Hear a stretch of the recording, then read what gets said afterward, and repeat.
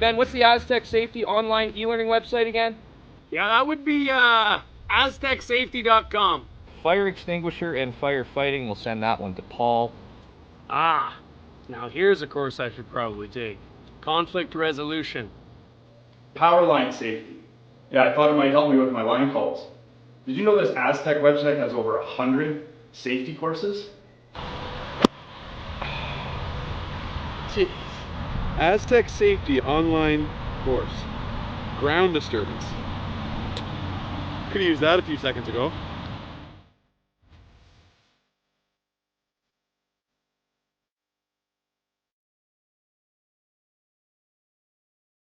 Welcome to the RockShop.net, the official store for the Grand Slam of curling. Whether you're looking for the best hats, stylish clothing, fun toys, or unique accessories, the Rock Shop has it all. Shop online anytime at therockshop.net for exclusive Grand Slam of curling gear, or come see us in person at your next event. TheRockShop.net, where fans find their favorite curling gear.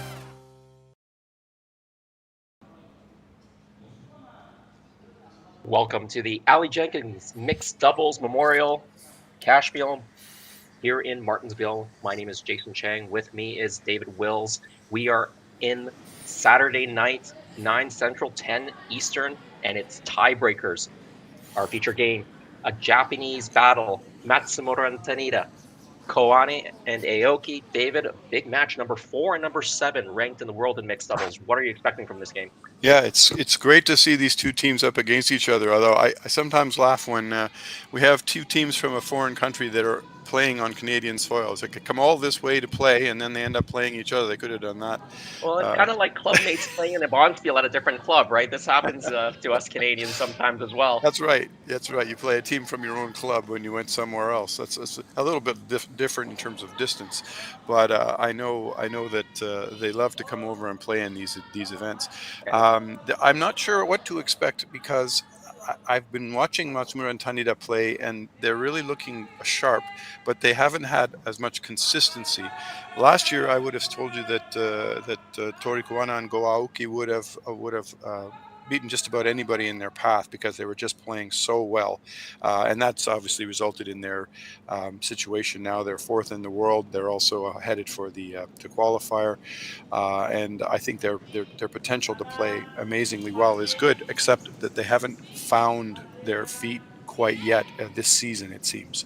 Yeah, and that's why they went through the preliminary round 2 and 2. Both these teams did, and that's what's brought them into this tiebreaker situation. You see Matsumura and Tanida, they do have last rock, the hammer in the first end. That's why they've got that stationary stone that's still there in the back of the forefoot. And that yellow guard is the opening stone, or that stationary stone that belongs to Koana and Aoki. It's an interesting setup already. I mean, there's not a lot of opportunities to get rid of things in the forefoot. There's so much traffic out front. I have to have a quick look and see whether there's a way to get at least one more counter in there for yellow. I think they can do it with an intern, although I'm not sure what their approach is going to be. We have to.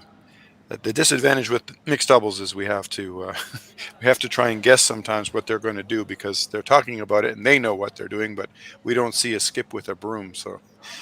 That's right. Well, there is a lot of curl in this ice. There's quite sufficient curl to get in there with the intern draw if they'd like to do that. And I assume they did, draw on both sides of the sheet during the practice that they had before the match, so they should know this path. Yeah, I totally agree. They're on an outside sheet here. I'm not sure if that always makes a difference, but one thing for us to be watching is how the ice curls to and away from the outside boards there. Well, she's chosen the out turn. I think maybe they're playing a guard because they're worried about something over here. Maybe the red tap. That's my guess right now is why they've gone to the out turn. Yeah, the red tap, you're right, could definitely be used. They would have to get to the nose or even across the nose of the red. Well, now they're definitely blocked by this latest arrival. And Yasumasa is having to try and figure out from the front of the house. I think they're debating about how much they can remove essentially to clear the path and hopefully give themselves a chance to score more than one. Yeah, if they can open up that red onto the yellow, that yellow will pop sideways. It's not frozen on the face. It's a little bit off kiltered, so that will squirt sideways. And these rocks we've seen are very lively here in Martensville. So try to maybe clear out all three. I think the angle is there to clear out all three yellows if they hit it right. And at least open up something. I mean, the plan B of these shots is always great to watch because you know something's going to happen and you're going to have some kind of new opportunity. And that worked out They actually well, they lost all the red ones, unfortunately. I was going to say that looked really great, and then wait a minute, hold on now, what have we got left? There's 2 yellows, maybe even 3. Yeah, maybe even 3. Anyways, 2 is sufficient for Koana Aoki without the last stone here. Here we go. So, in response, they are. I mean, it's funny because Koana Aoki they don't have hammer. However, it looks like they're in really great control of things right now. Yeah, would you loop another one around right now? I think so. If they can put it, I think, between the 2 center rocks, but have it not be dead straight in a line, so that there's a little bit of overlap on one side or the other, so there's no direct route from the top of the house back to the button. I think that would be probably the best. But it's all going to come down to how well they've got this ice judged. At this point in the tournament, they should have it pretty much in control. Yeah, already 4 games under their belts, and this is their 5th game. You see the Koana Aoki team. Koana, the female player, throws the middle 3, and throws the 1st and 5th. Yeah, that's increasingly rare now to see the female player playing the middle 3. But interestingly, in this particular event, we've got 2 teams because the Polish team, Walczak Augustiniak, they do the same. Adela, the girl, throws the middle 3, and Andrzej, he throws the 1st and the 5th. It really depends on a lot of factors, especially your confidence in throwing weight, because a lot of times the middle rocks can require some bigger weight shots. So yeah, and Tanida made good use of his weight on that last shot, although it didn't maybe get the result that he was looking for. Moved a lot of rocks, but hoping was one of the red ones would have stuck around there. Absolutely. No, yeah, he can throw it. I mean, we've seen some in this event so far. We've seen some very heavy takeouts, especially from people that you would think might not have as much strength, but they're still throwing really great shots. Yeah, and Tori Koana's rock did not curl enough, so it looks like the double is there here for Yasumasa Tanida. Here he comes. He's got away with it. Is it going to roll out? And over the top, it misses the red one too. Wow, amazing. Well, so now red is lying 1, but yellow's 2. But whose 3rd may become a factor depending on the result of this next stone. Absolutely. Yeah, they're even looking at it an extra moment just to double check, because it's a factor. If you think that sounds like they're saying, Tori's saying it's the yellow. It's the yellow. Yeah, if you're yellow, then you can just play the nose hit here and you'll sit 3. Right. If you think it's red, you got to hit and make sure you don't leave a double. Well, I was going to say, or you could try to make a double by running the red instead of just, make the just red off nose, push it back and nudge that one red out a couple more inches. Well, this is Go Aoki, his last stone in the first end without last rock, trying to make this red stone go away. Looking for a nose hit here. A little bit on the high side. Don't catch your own yellow here on the side. Okay. All right. Well, they're lying 2, probably. That's an unfortunate miss. I guess just threw it out a little bit wide or maybe heavy, and it didn't come back for him enough, which is left a big opportunity. Relatively simple, actually. Yeah, this is an open draw now to the 12 or to the 8 foot at least to just get 1 point. Yeah, if he had stayed right there, it probably would have taken one of the draw turns away, and you would have forced it the other way, or closed off, but would have made it a little bit more difficult, right? Yeah, absolutely. Always trying to find a way to block people's paths, especially when they only have one shot left. So anyway, here we go with a simple draw. Chiaki, Matsumura, final stone. We think they're facing 2. Well, we're pretty sure that's why they're not pinning a hit here, so must be facing 2. All they need is 8 foot to get their single point, and 2 sweepers now.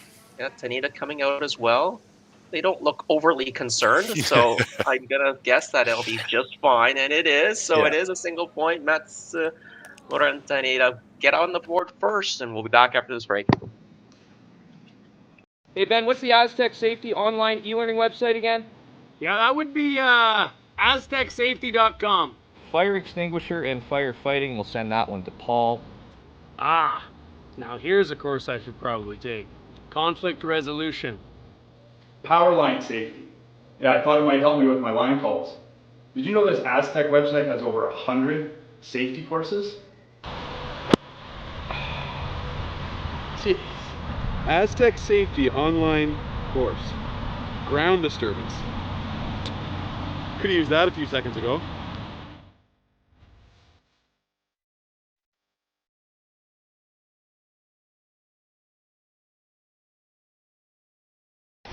The 2025-2026 Grand Slam of Curling schedule is out, with big events happening all over Canada, like the Masters heading to London in September, the Tour Challenge from Nisku this October, the Canadian Open from Saskatchewan in December, and the Players' Championship from Steinbeck coming in January. Early bird weekend and full event passes on sale now at gsoctickets.com. Let's rock!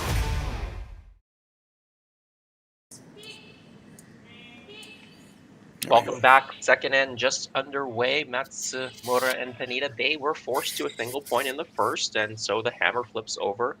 Koana and Aoki, they've got that yellow stationary stone, but a nice opening draw. That free is really important to land that first stone when you don't have hammer right on top of that other stone. Yeah, it's a great way to start. It sounds strange sometimes when you say, well, all you have to do is just put one on the button. I mean, it's not a big deal, and then that makes it really hard for your opponent. Well, it's not as easy as everybody thinks to get the weight right every single time. So these players play at an amazingly high level, and putting it on the button seems to be second nature sometimes. Yeah, it already starts to shrink the scoring area for the team that has last stone. You know, the team with last stone, they've already got one in the ring. So if you don't put that first one in a good spot, now the 2 is on really easily. That's exactly right. If you leave it a little wide or a little heavy, all of a sudden the other team puts one in, and next thing you know, now they're sitting 2. And it feels like the pressure can mount very quickly. So, well, another very, very nice shot. Yeah, and the great thing is they've unlocked that yellow stone at the back there, so that helps create a little bit extra space for the hammer team when they're trying to score, because they can now move that red stone later on and create a little bit more scoring area in that button or in that 4-foot area.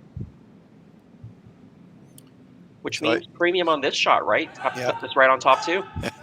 Yeah, or even if it's not quite dead center, if it's just a tiniest bit off center and pushes things on a little angle, we might be able to get a little bit of personality in that 4-foot. It'll be interesting to see.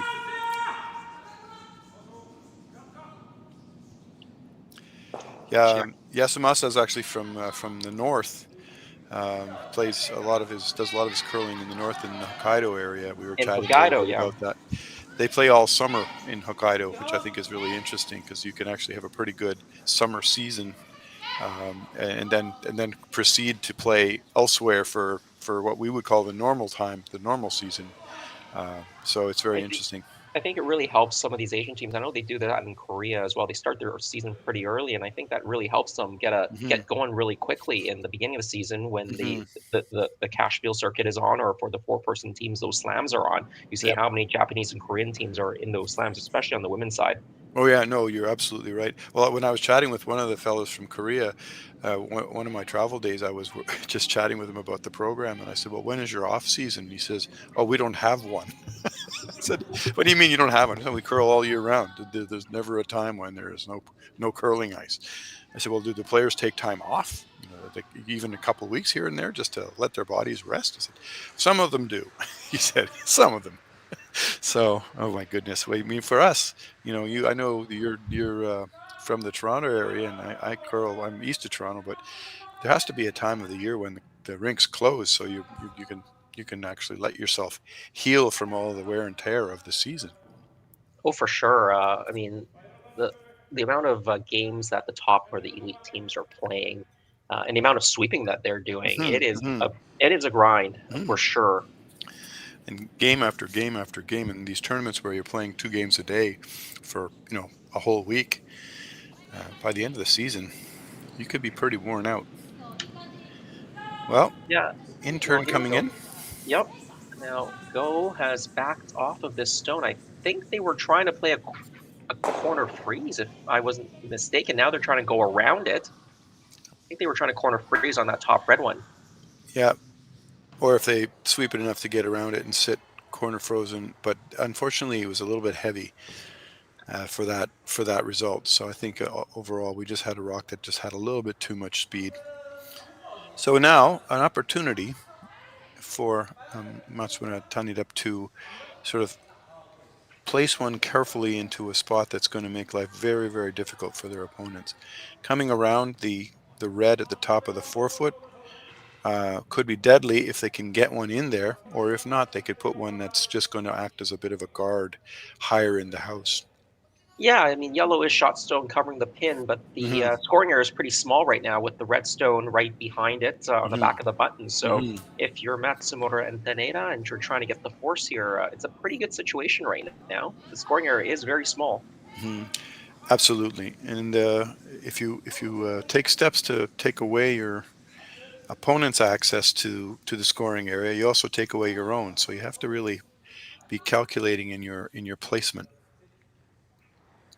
Yeah, I think if you're going to try to freeze on top of your own yellow stone, you got to be very careful not to, chap off, roll it open, leave a double, and all of a sudden your opponent has a double that's at three. Absolutely.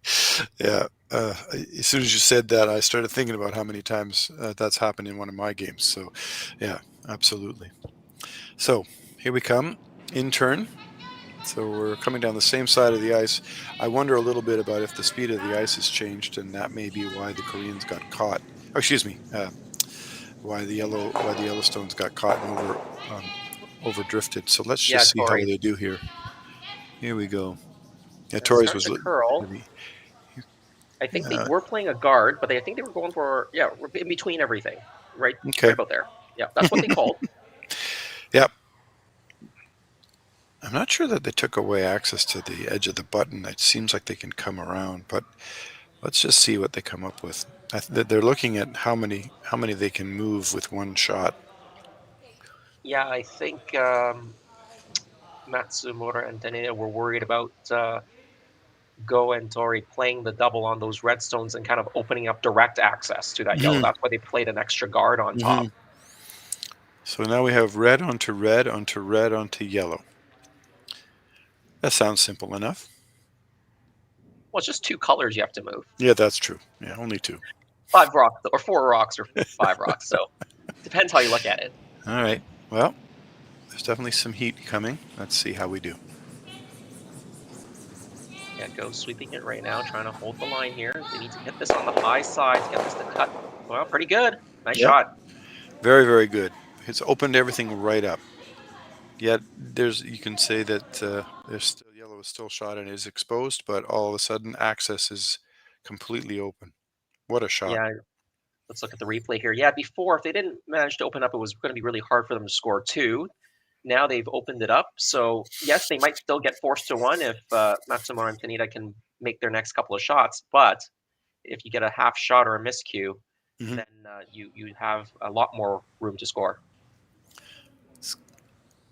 Simple hit and roll coming up, I would say. Obviously, the goal would be to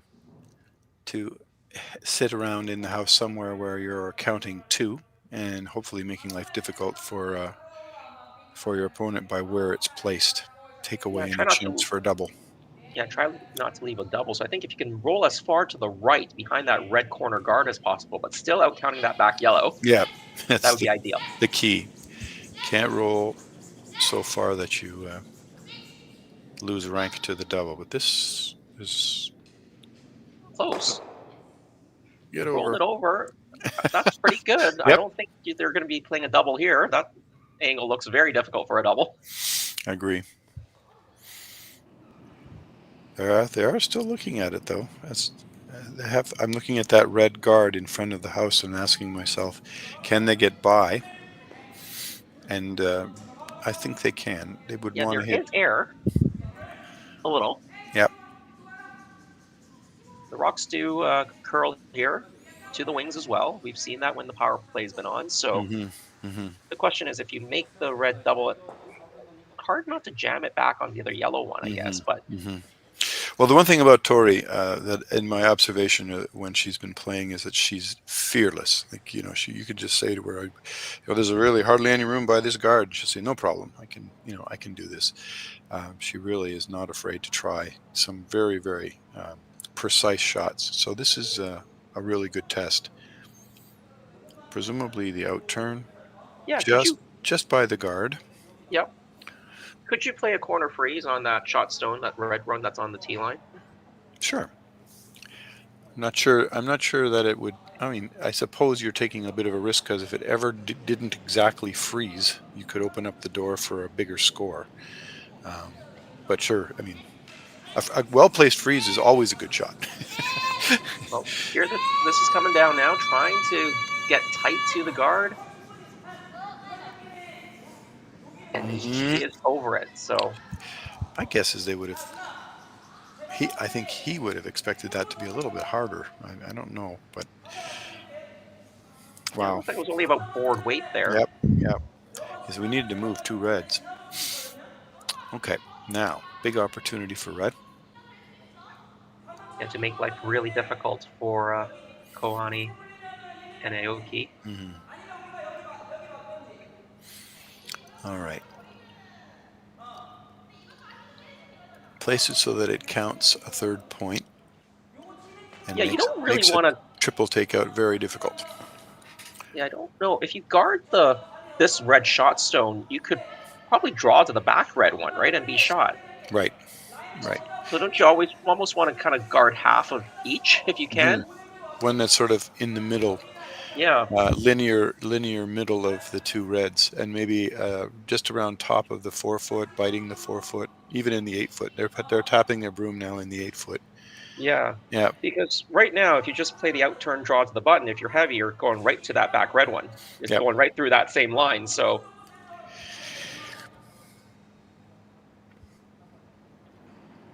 Yeah.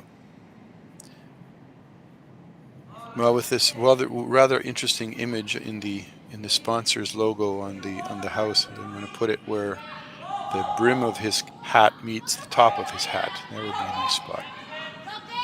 Well, I could use one of their beers right now. Yeah. Late at night. I'm saying with all of these sponsors and things in a lot of these houses, you can start saying things like "put it on the H" or "we want to cover the I" or something like that. You can actually start talking in terms of physical spots. Yep. Okay, that's where they kind of wanted it. Maybe a couple feet deeper was the ideal shot, but it is a draw against 2 now for Aoki. Draw against 2, excuse me, to tie the game. So it's not quite as deep as they had originally planned, but it's turned out quite well. That's not a bad spot. Yeah, that's basically just an open draw, I think, for 1 point. Not much else anybody can do. So forcing the opponent essentially to 1. Yeah, final stone for Koana and Aoki here in the second end, trying to tie the game. Red sitting 2. And this is a draw to the full 4-foot. You have a little bit of backing to work with if you need it, but you can't be too heavy or else you'll miss everything. And this one looks like it's really skating here. Will it settle down? You're going to need the backing, but it might chip off, roll too far. It is a stolen point. 1 red it is. And Matsumura and Tanida, they are going to go up 2-0 after 2 ends of play. Yeah, just a little bit heavy. Developed over a decade in collaboration with the finest ice makers this side of the Atlantic, The Pebblehead PB5 is nothing short of a triumph of sophistication and craftsmanship. Weighing less than half its lumbering copper predecessors, yet boasting tenfold their durability, the PB5 delivers perfect, consistent ice, time after time.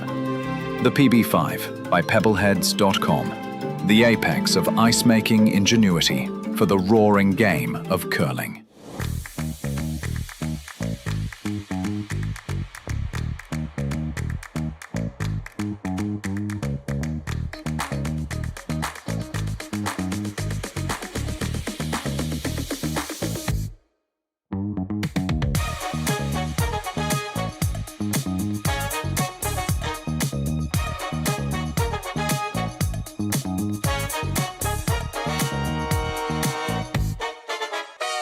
For over 20 years, the Sandra Schmirler Foundation has granted more than $9 million to hospitals across Canada for life-saving equipment for premature and critically ill babies. In the past 4 years alone, $4 million has been granted thanks to the curling community's incredible generosity. The need continues year-round, and with your help, we can ensure every baby has the chance to grow up and become a champion, just like Sandra.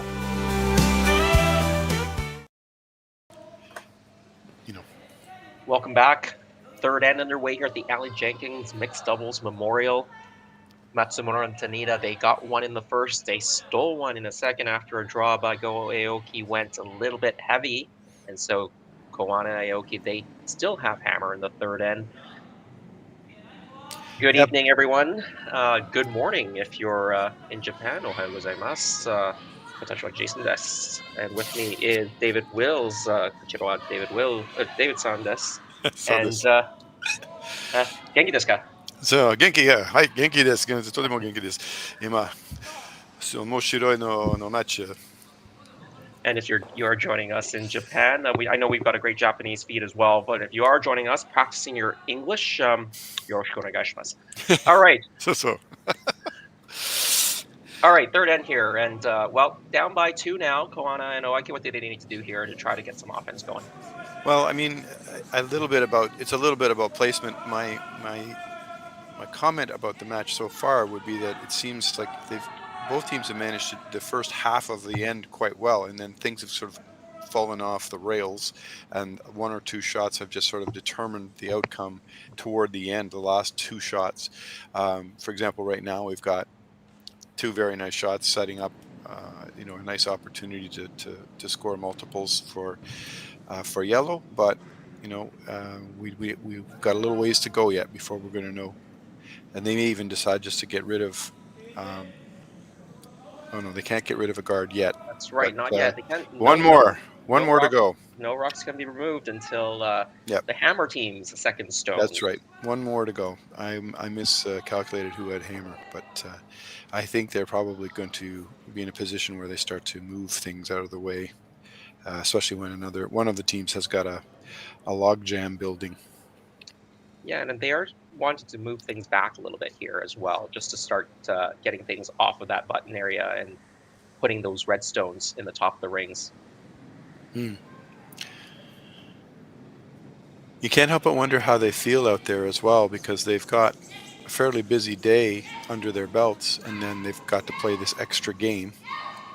Absolutely. Unexpected extra game. I mean, it's a bonus to play an extra game in a sense if you've traveled a ways and you want to, make the most of your curling opportunities. But at the same time, there's got to be a level of fatigue and concentration that's probably affecting the teams right now. Well, that is a big miss, though. They've now left 2 guards, yellow shot and second shot. What do you do if you're yellow now? Well, Come in? That's a good question. Right now, though,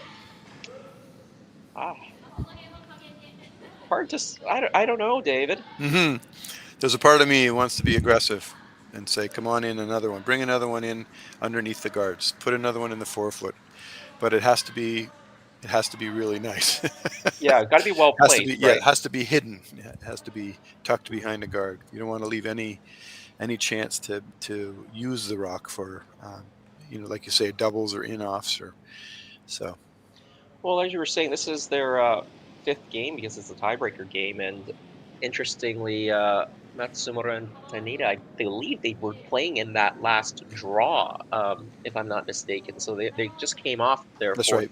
game, and now they had a short break, and they've gone back out for this tiebreaker. They opened the tournament with 2 losses in a row, one to Nancy Martin, Steve Laycock, Hmm. lost their second one as well, then beat the Finnish team. Yep. Immonen and Sipla, they're also in a tiebreaker. Yep. You can watch that feed as well. Get 2 screens on. Yep. And then they also just beat Springer and Springer to get to 2-2 and put themselves into this tiebreaker situation. Meanwhile, Hmm. Koana and Aoki, they lost the opener to Jenny Perret and Martin Rios of Switzerland, one of the best in the world. Hmm. Then they got a win against a couple Saskatchewan teams, then lost, I think, to the Polish team in the last draw, and that's what put them at 2-2. Yeah, it's funny how there are not very many teams that either win everything or lose everything. There seems to be a great balance in these round robin draws. It is strange that you have a 6-team round robin draw or 6-team division, but only play 4 games. So it makes me wonder. Okay, so who plays who and who doesn't? Who misses out one game? Yeah, that's right. Yeah, it's tricky to put the draw together.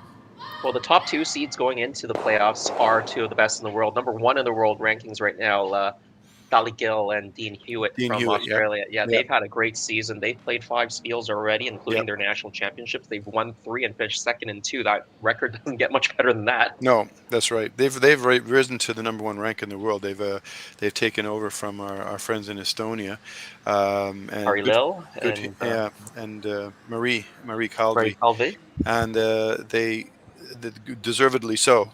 But the interesting thing is that Harry Lill and Marie Calvi have already got a spot at the Olympics. That's right. And Dean and Tali still have to qualify. So it's going to be interesting to see how that goes. 16 teams are fighting for 2 spots.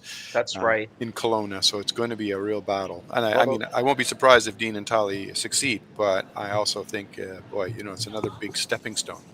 Yeah, for sure. I mean, the Olympics, of course, 10 teams in the Olympic fields. 8 automatically qualify, including Italy, who's the host, and then the next 7 best nations. And those were determined not by the team rankings, but they're by the World Country Rankings, which is based on the last 2 years of the World Mixed Doubles Curling Championship. So Dean and Tali, they just missed out. I think they were the 9th team. That's right. So they're actually the top seed going into that that's right. qualification tournament that's going to be in Kelowna in December. Yeah, they missed by 1 point. It was the USA and the Australians who were fighting or battling for that last spot, and the USA had to play a special final extra game last Worlds. I don't know if we were watching that, but what happened was they had the USA play against Canada to determine who was 5th and who was 6th. That's right.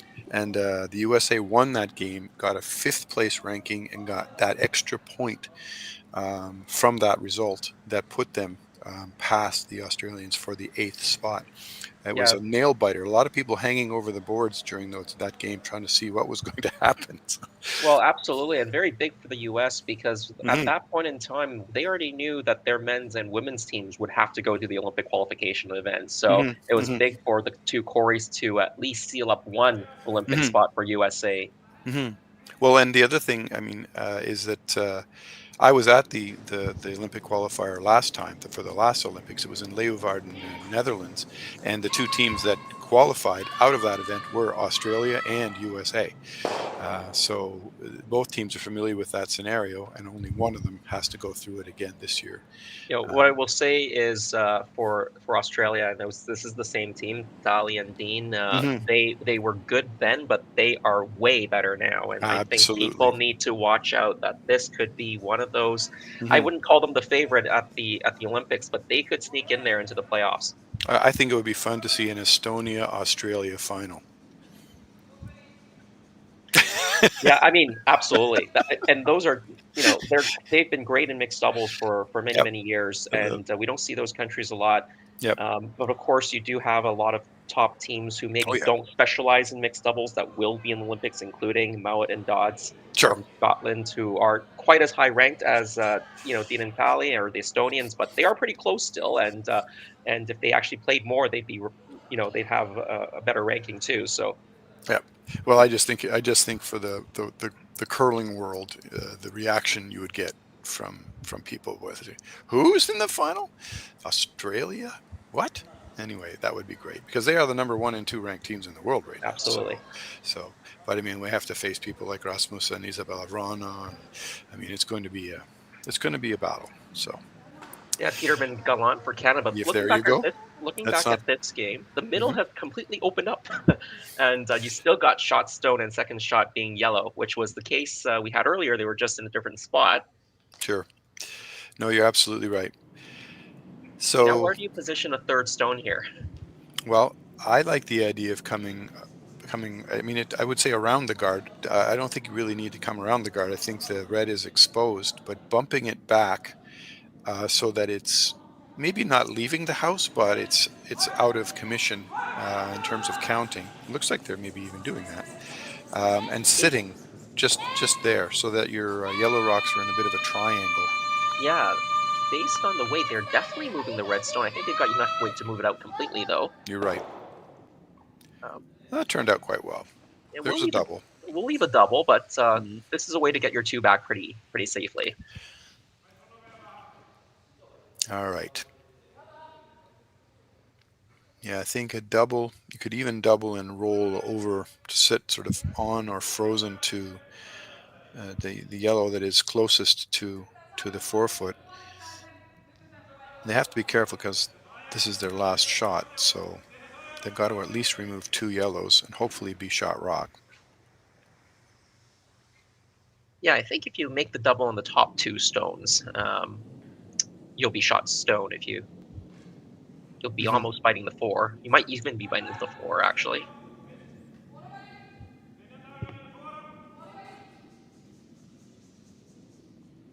All right. Facing 3 here, Matsumura and Tanida. This is Chiaki. They're down 2-0, or they're up 2-0. Excuse me. Trying to make the double here. She's got big weight. She's come up and caught her own stone, and I think she's made the double. 1, no problem. 2, big double. Oh, and it even got a little sort of a trickly roll through to sit in the top of the forefoot as shot rock. Very, very nice. Yeah, but that was impressive sweeping. Yeah, great sweeping. Still a fairly routine shot, I think, for this team to get their 2 points. Just need to hit it slightly on the high side, keep the shooter around, push that red past the yellow stone, and you've got your 2 points and tied the game. Well, sounds simple. Straightforward, hit and stick without without running anything back onto your own rock.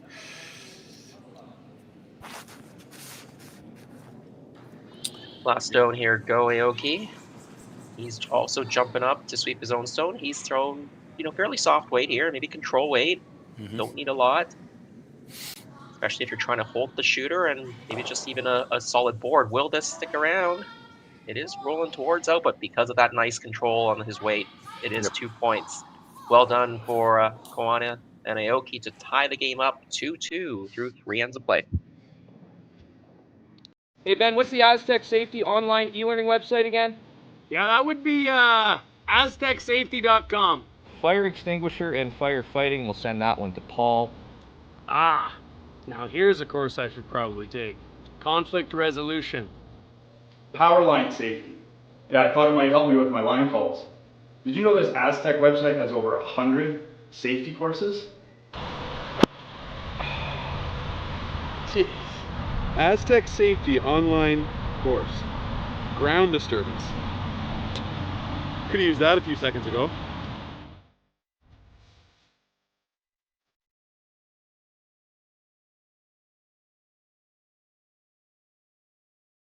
Developed over a decade in collaboration with the finest ice makers this side of the Atlantic, the Pebblehead PB5 is nothing short of a triumph of sophistication and craftsmanship. Weighing less than half its lumbering copper predecessors, yet boasting tenfold their durability, the PB5 delivers perfect, consistent ice, time after time. The PB5 by Pebbleheads.com, the apex of ice-making ingenuity for the roaring game of curling. Well, somehow they managed to get through in the time limit. Okay, here we go. Yeah, back with us, 4th end now. Just underway, you saw Yellowstone on the button. That's the Koana, Aoki, Stone, they don't have last rock because they tied the game up in the last end with a nice hidden stick for 2 points. 2-2 matchup. We were talking about the Olympics in that last end, David, but we want to mention that Koana and Aoki, they are going to the Olympic qualification event. They actually beat Matsumura and Tanida in their playoffs in Japan for that right to make a trip to the Olympic Games in Cortina. Yeah, it's a great event. I mean, it's a nail biter for the teams because it's a lot of pressure, but there's some very fine curling going on, and yeah, as we mentioned, 16 teams are going to be there that have qualified to play, and there's 2 places left in the Olympics that aren't already claimed, so it will be a real battle. Nice freeze there, or not quite a freeze, but a nice draw to the top of the forefoot, or Matsumura and Tanida.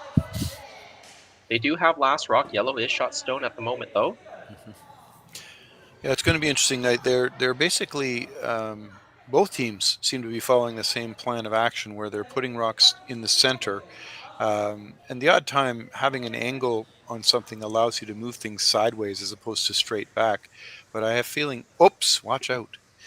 I want to make sure that they're all ready here. And this is going to be another attempt at a draw around the guard, but not quite to the forefoot, and getting essentially in the way, forming a chain. Line looks good. Yeah, it looks pretty good here. Oh, it curled a little bit extra at the end. Oh, he got it by. Well done. Yeah. Pretty much exactly what they wanted.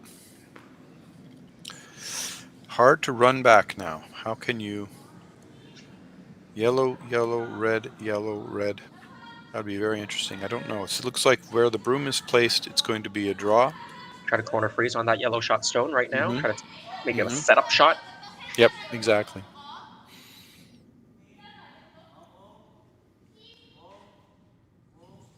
Yeah, they could run the front now because it is the Hammer team's second stone, but they've elected to play a setup shot, and I don't mind this call right now.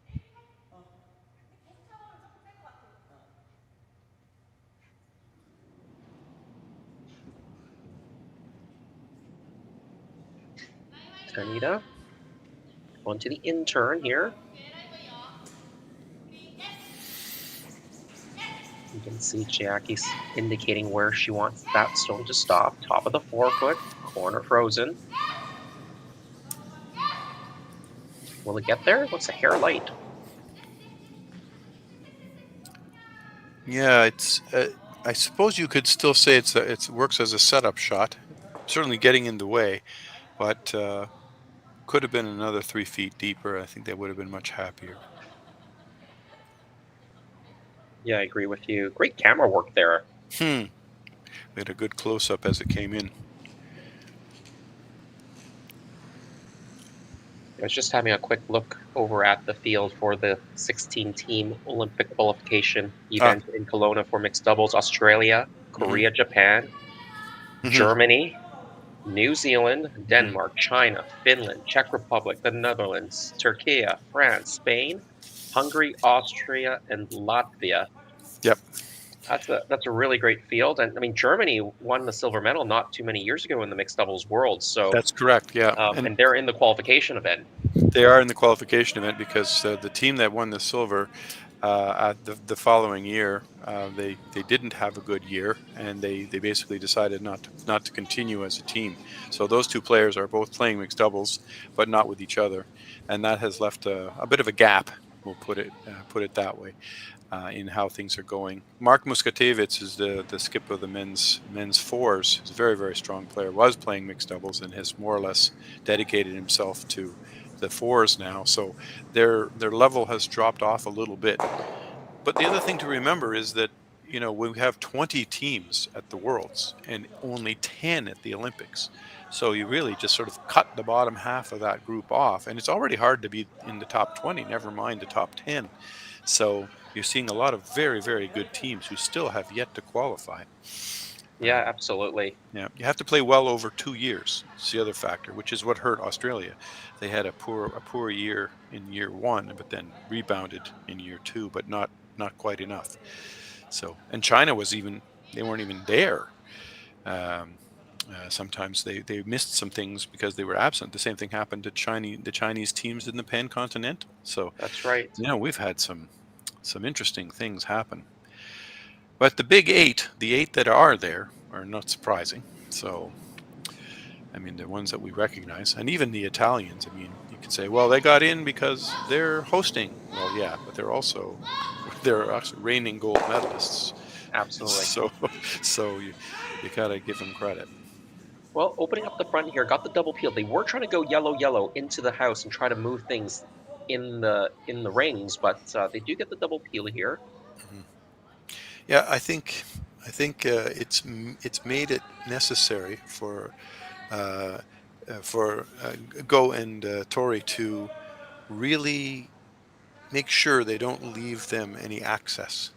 So the choice that they'll make will probably be about denying a chance to knock things around and change the way things are lying in the house right now. Yeah, if nothing changes and red we're throwing next again, can you make the yellow combination and get both yellows to go away? The back yellow the one on the button might jam on the back red, but will it go out? I think so, but your question is a good one. It would have to be very precise. I think if you hit the yellow right on the nose, yep, straight back, hard, you would remove both yellows and maybe one red, but you'd leave your shooter right in the top center. You leave your shooter, so you'd at least be sitting 2 after that. So I think you got to protect against that shot right now. Right. I don't see any other great options to get rid of the yellow at the moment. The yellow shot stone, at least. Is this a guard? It looks heavy. It almost looks like a draw. It looks like a draw based on the line, or well, I don't know if they were heavy. They've moved things around. Okay, this is a way to do it. Yeah, it's not a bad result. Maybe that was what they're going for. It has changed the angles, and I think the angles have improved for yellow. But you might be right. The old let's jiggle things around shot. We're not 100% sure how it's going to look, but as long as we move things around, we can. That's not bad. So we have to try to move the yellow out of the way, and somehow maybe move more than one yellow out of the way. Yeah, they're looking at the nose double. It'll start to get scary for the for yellow. If you only got one yellow stone in there and there's 3 red stones in there. Mm-hmm. Mm-hmm. Yeah, they have to protect the one on the top of the button, essentially. Red has hammer, so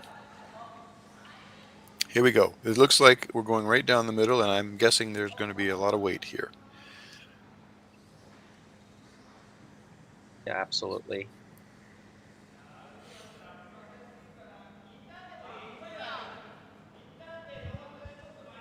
Debating the turn, I think.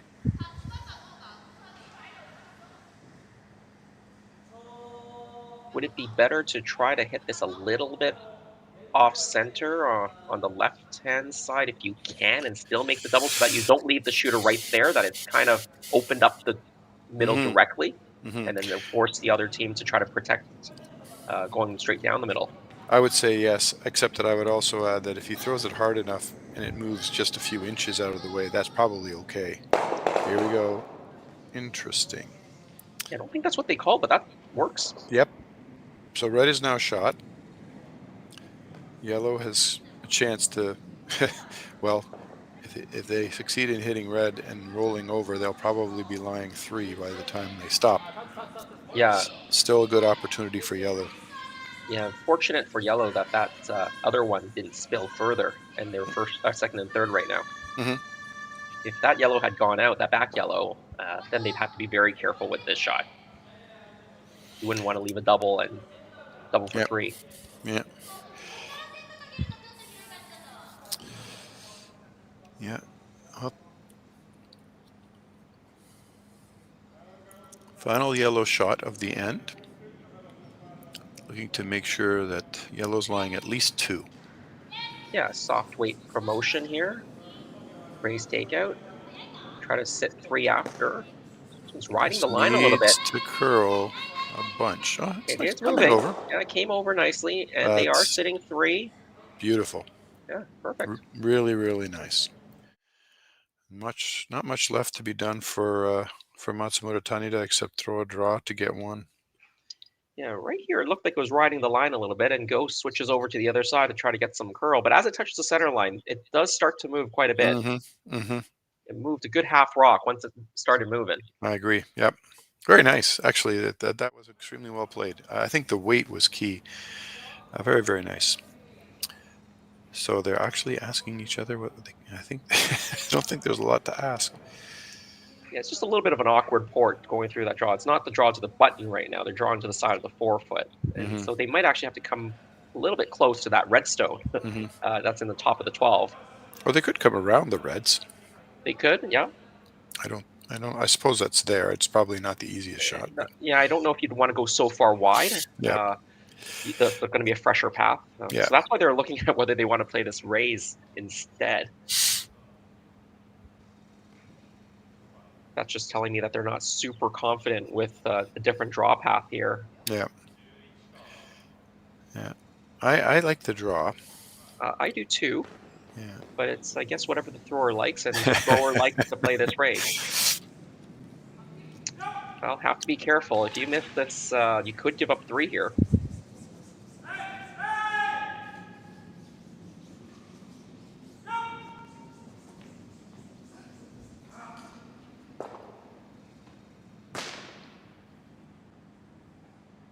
I'm not too sure. Would love to know whether they're concerned about the draw speed or whether they're concerned about the line having to come maybe a little bit close to that red stone that's in the top of the 12 to get to enough of the forefoot.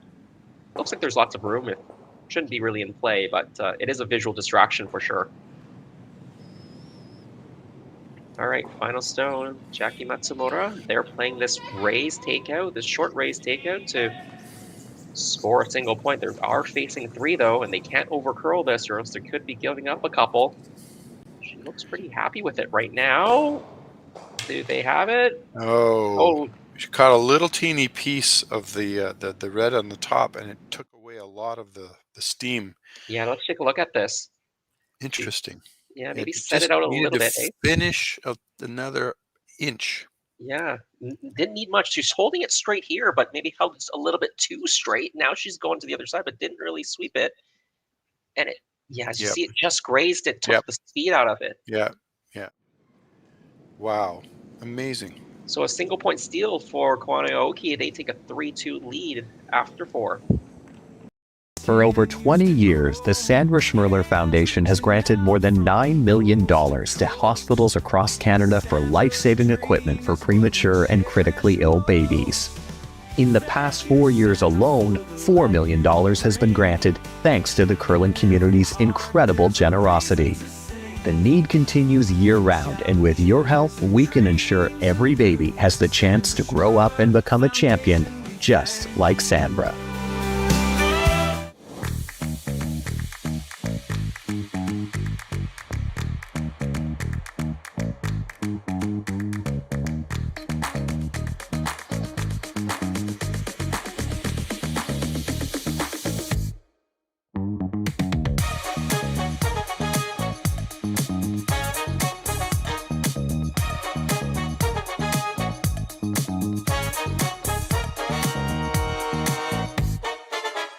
Welcome to the RockShop.net, the official store for the Grand Slam of curling. Whether you're looking for the best hats, stylish clothing, fun toys, or unique accessories, the Rock Shop has it all. Shop online anytime at the RockShop.net for exclusive Grand Slam of curling gear, or come see us in person at your next event. The RockShop.net, where fans find their favorite curling gear. I don't know if those names mean anything. Here we go. Yet again. Underway, Koana and Aoki, they stole a single point in the last end, so they lead 3-2. Another very, very nice first shot. Yeah, they've been nailing this first shot, both teams actually, so well done. It's created some interesting ends because there's been a lot of shots to open things up by the team with hammer after the non-hammer team makes that first shot so nicely. Yep. Of course, they can't do that right now. They do have to wait one more stone before they try to open it up. One thing about the team, the Matsumura Tanida team, is that Chiaki, she sweeps a lot of her own shots, and oftentimes you'll find, like for example, if you watch the Polish team, she'll throw, but then he will do the sweeping, and she'll call the line. But it seems like the rule on this team is if you throw it, you sweep it, which is good in terms of the balance of the work. Very nice, as long as you have a really good solid sweeper. So it's interesting to watch that as it happens. He stays in the house and he puts the broom down and calls the line, and she does all the work. So, and then vice versa when he's in the hack. Yeah, that's interesting. Well, I guess in that case, you can't fault your other teammate for a sweeping error. Yeah, you're that's right. responsible for the throw and the sweep. So, well, you can fault them if they made a bad call. I guess you could say, well, you told me to sweep and I shouldn't have. So, but yeah, you're absolutely right. But there's a really, I mean, I don't know how long you've been playing doubles. The ancient rules where the person in the house could only come so far to help sweep. But the more recent rules, the ones that we pretty much know, is that either player or both can sweep at any time. So right. It really has changed the dynamic of who's standing where. This, for example, she's standing behind the rock here, calling the line, and he's doing the sweeping. Yeah, I've been playing doubles for a long time now, and I never played with those ancient rules that you talked about. But I did start. Oh, nice fall there. Yeah. A lot of style points. I'd give that one some good style points. Yeah, I was going to say that's a I'm tired from curling so much today fall. I'd love to see a replay of that if we got it. I'm not sure we. Here you go. Here you go. Got it. Well, Poor guy. Good job sweeping. He tiring himself out. That's why maybe he lost his balance at the end there. Just got it by this guard.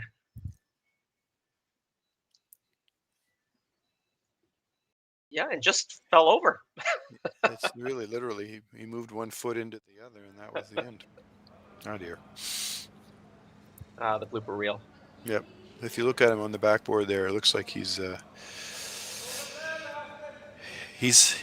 worn out a little bit.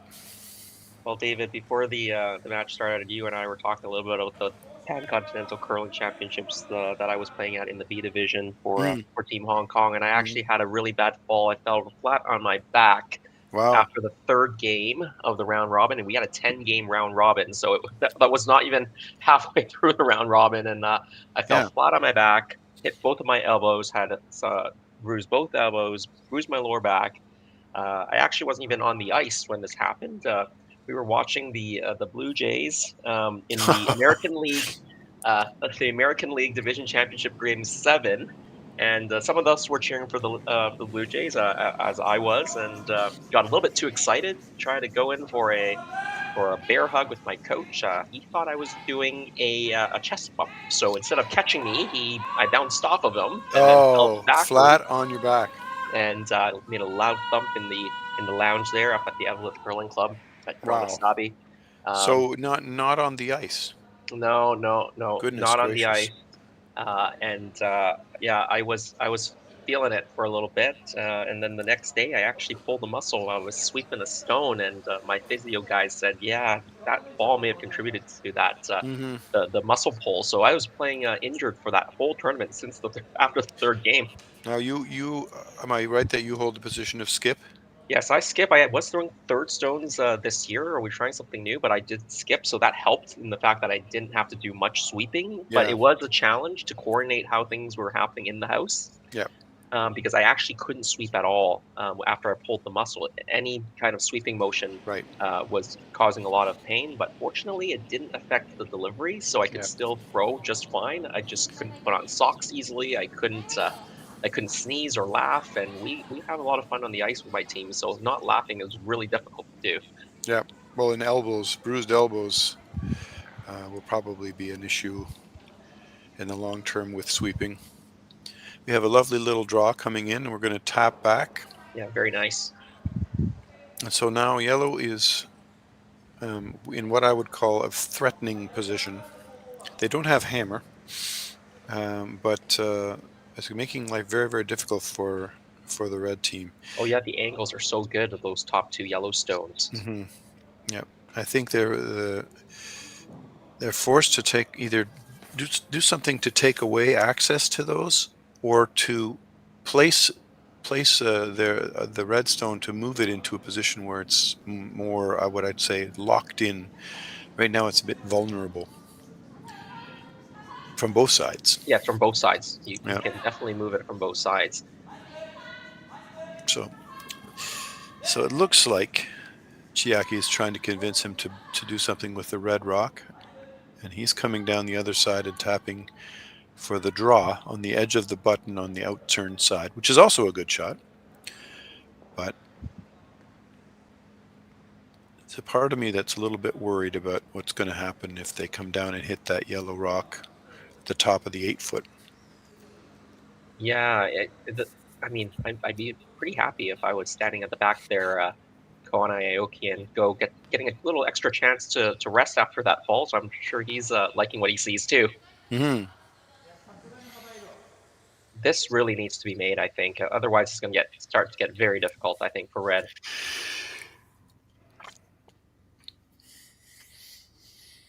I think Mr. Aoki is looking kind of worn out. If you look at him behind the house, he really does look like he's his body language is saying he's pretty tired. Yeah, maybe he needs his partner to do a little more sweeping for him then. Okay. All right, they've decided to play this draw or this freeze to the back Yellowstone. Yep. Basically a straight draw to the edge of the button. And they will sit two if they make this. Mm-hmm.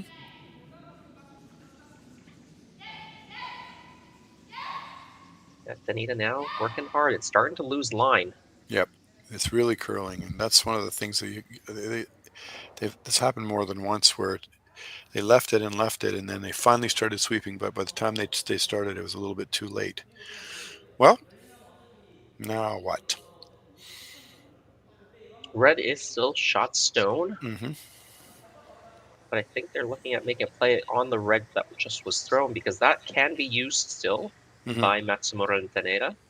And strangely, although his shot wasn't ideal, he did move the yellow rock further toward the center, really now splitting the center line. And that actually is making it harder for them to access it. Right, that yellow-yellow combination isn't exactly as inviting anymore. That's why I think Go is looking at playing the hit and try to jam into that yellow and move the yellow a little bit to the right on the overhead. Then you've got two yellow stones angled in opposite directions into that yellow that's in the top four. So you got two ways to access that yellow-yellow combination. I think that's the shot. I think she has to convince her partner, but I think that's the shot. I think that's the shot too. I like that a lot. You and I should be playing.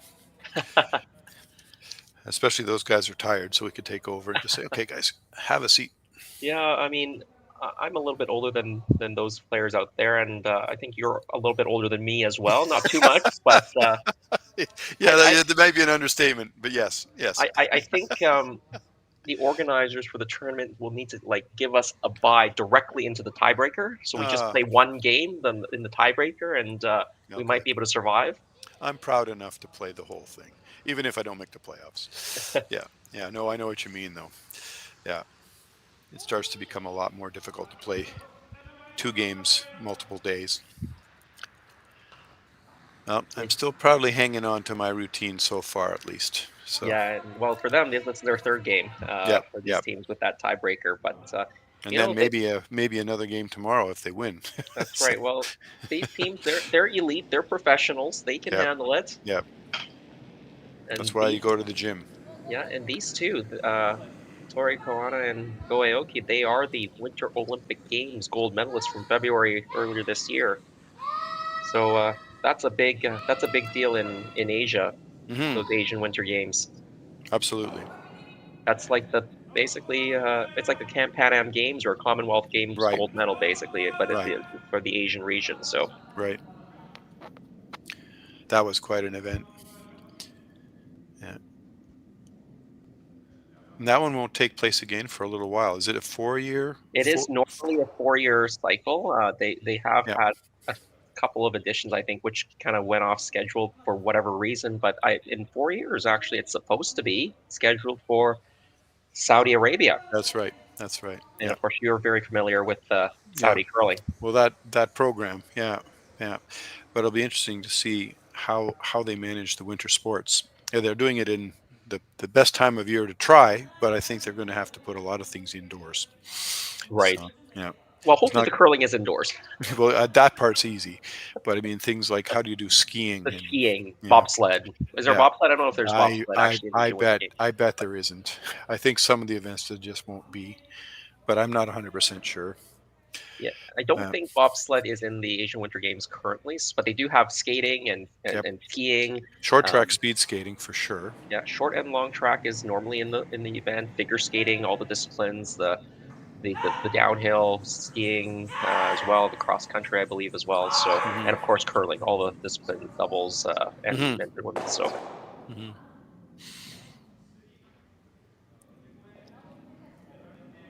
So yellow onto red. Well, that's what Koana and Aoki have. I think that's what they're scared of. I don't think that's what they want to do. No, so that's what they're scared of. So how do you get another one in there? They're looking at flat off of this red. It is there, I think, if you throw it hard.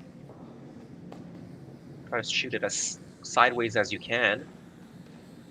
But then, part of me wants to see them play some defense, because I think at least for the next shot, you have to make sure that if you leave this yellow-red combination, yellow could be sitting 4. I guess if you make the shot you're trying here, if they're trying this in-off, that solves the problem. Right. I think they're hoping that there'll be second shot after this. This is tough, though, to get this in there. Very flat.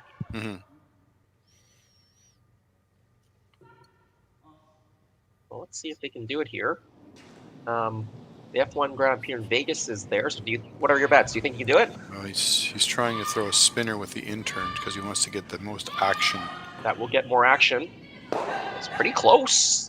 He hit it as good as he could and still couldn't get it to shoot sideways enough. If he hit it any thicker, which he actually needed to do, he would have got less roll. So, yeah. Well, you have to give him credit for the attempt. That was quite creative.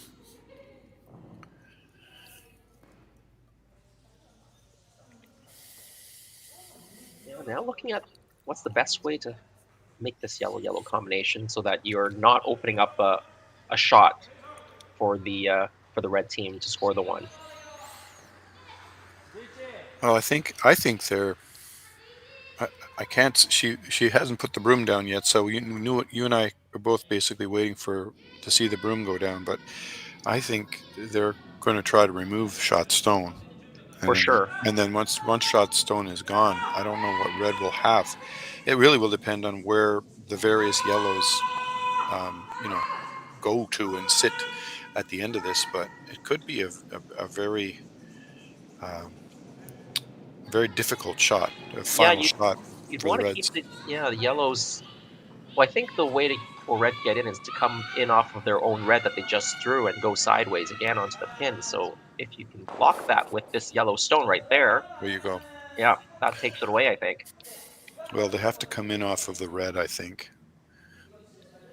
Yeah, I'm not even sure they can throw a draw. But then they even get better than third shot. They're already third shot right now, Dave. So if it doesn't get you any more, maybe you just have to concede a point. Make this hit and just concede one. Yeah. Well, that looks like that they're thinking about doing that.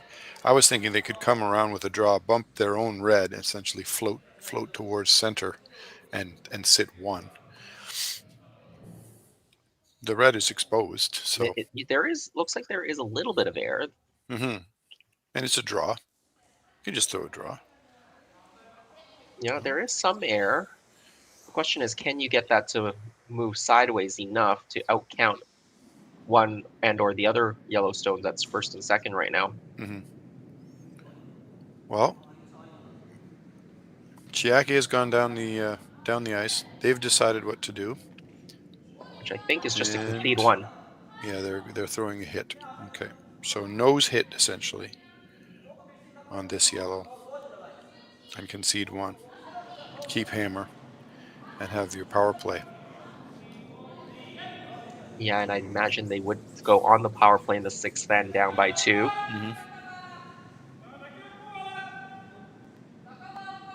They're pretty happy right now. Oh, will it spill in? It had a little downspin there.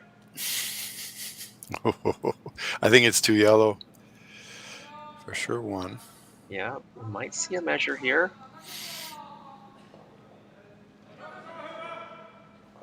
Oh, it's awfully close. It looks very close. All right, David, we're taking bets now. Well, here comes the meter already. I think it's yellow. I don't know why. My gut says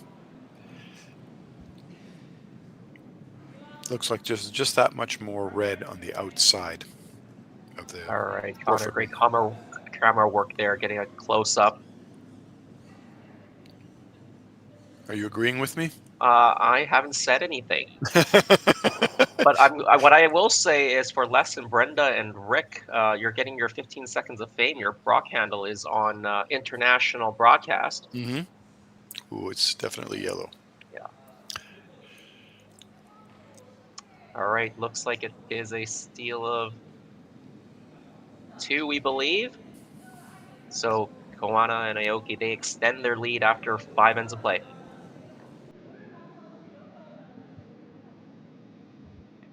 Hey Ben, what's the Aztec Safety online e-learning website again? Yeah, that would be aztecsafety.com. Fire extinguisher and firefighting, we'll send that one to Paul. Ah, now here's a course I should probably take. Conflict resolution. Power line safety. Yeah, I thought it might help me with my line calls. Did you know this Aztec website has over 100 safety courses? Jeez. Aztec Safety online course. Ground disturbance. Could have used that a few seconds ago.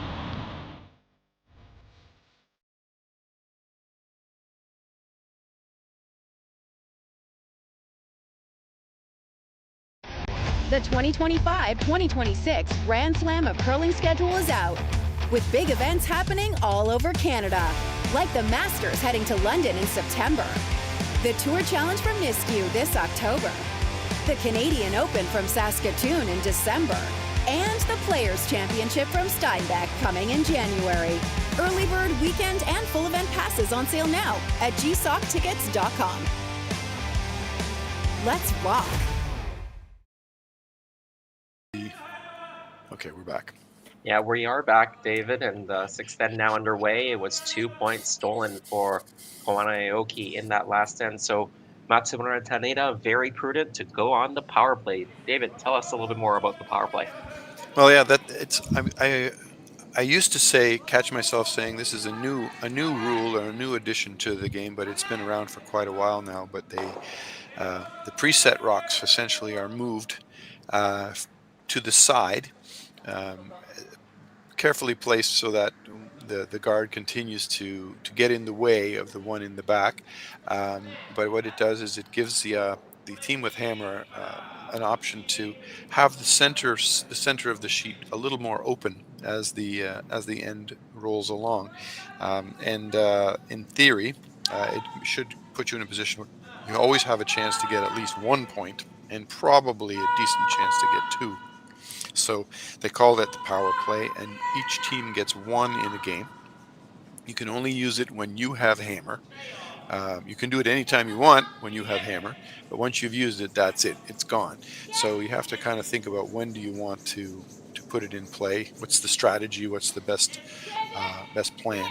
And you will usually see teams use it in the second half of the game to create some offense, or even to use it for defense where you want to make sure your opponent can't score, so you use your own power play. It's hard for them to score against you. So, yeah.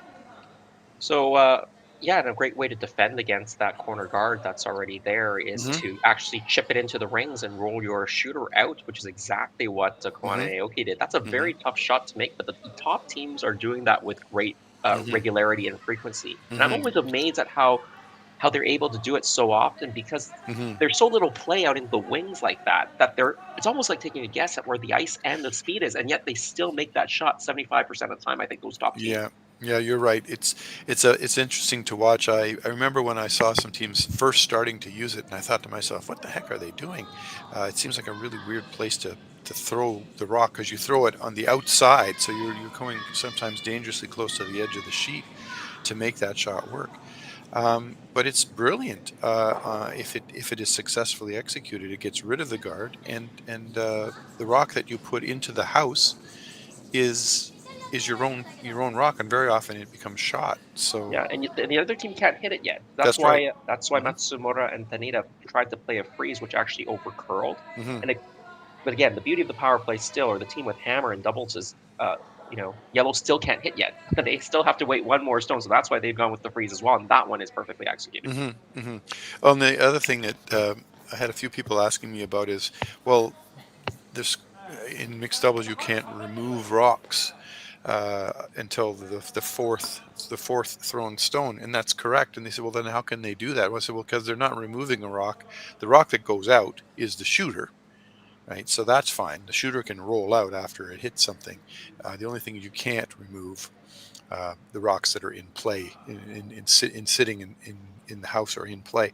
And the odd time you'll get a team that tries that shot that we just saw, and they get a little bit too energetic, and they bump it all the way out, for example. So then it has to come back, and the shot is essentially canceled. So it doesn't always work, but when it does, it really changes the whole rhythm of the end. So absolutely, yeah. And we saw that just executed almost pretty much perfectly. They got shot stone, and they rolled the shooter completely out as well, so it didn't even leave a corner guard anywhere. But when it doesn't work out, David, you're almost like, oh, why didn't I just throw something else, because I've completely lost a shot or wasted one rock. Yeah, that's true. You feel like we might as well not have done anything. It's a funny feeling. There's lots of other options. I mean, you can come around the guard, you could throw one in the middle, you could throw a center guard. So different teams are more comfortable. There are some teams that I have noticed they've tried the tick shot, the one that they chip the rock into the house, and it hasn't worked sort of 2 or 3 times in a row, and they say, you know what, forget it. I want to try something else, because I just don't feel like this is going to work, and if it's not going to work, we're wasting our time. So yeah, and certainly what the score line is will dictate what you might do as well. Usually the team who is, if you're ahead and the other team has played the power play on you, and if you're ahead by 2 or 3 points, like this situation, I think most of the time the team will attempt that tick shot in. If the score was closer, or you're looking for a force or a steal, then you might decide to draw around that corner and sit on a corner freeze or play a center guard. You're right. You're ready to do some coaching. I'm hoping to still have a few years left in my curling career. I'm definitely trying to make it at least 4 more years until the next Asian Winter Games in Saudi Arabia. I think that would be spectacular to curl in the Absolutely. Middle East. Yeah, I'll go with you. No problem. Yeah, I'm looking forward to seeing how that all pans out. So it's going to be very, very interesting.